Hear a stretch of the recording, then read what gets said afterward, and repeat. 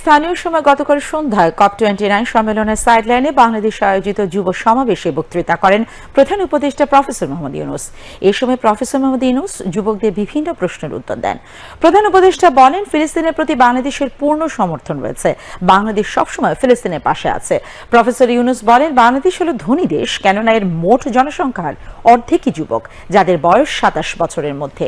যুবকদের উদ্দেশ্যে প্রধান উপদেষ্টা বলেন, স্বপ্ন হলো জীবনের সবচেয়ে বড় চালিকা শক্তি, তাই স্বপ্ন থাকতে হবে, স্বপ্ন ছাড়া মানুষ সামনে এগোতে পারে না। Dream is the most powerful driving force in life. If you dream, there is a very good chance it will happen. If you don't dream, I can guarantee you it will not happen, because you didn't dream. Dream is a power. So if you continue to do whatever you're doing, we create the world that we want. We are not going to live in the world created by somebody else. So that responsibility, that I have to create the world that I want. So don't be afraid from not having the door. Don't be afraid not having the door open yet. This is your chance to create a door. This is your chance to build a door.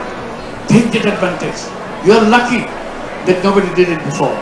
Bangladesh is a country full of young people. That makes us the richest country in the world, because we are the most creative part of human civilization that we have right now. The median age of Bangladesh is 27 years, meaning half the population is under 27-year-old. Can you imagine how young can you get? On behalf of the whole group of people here, we have full support for Palestine. We'll always be standing with Palestine. Don't give up. We'll never give it up.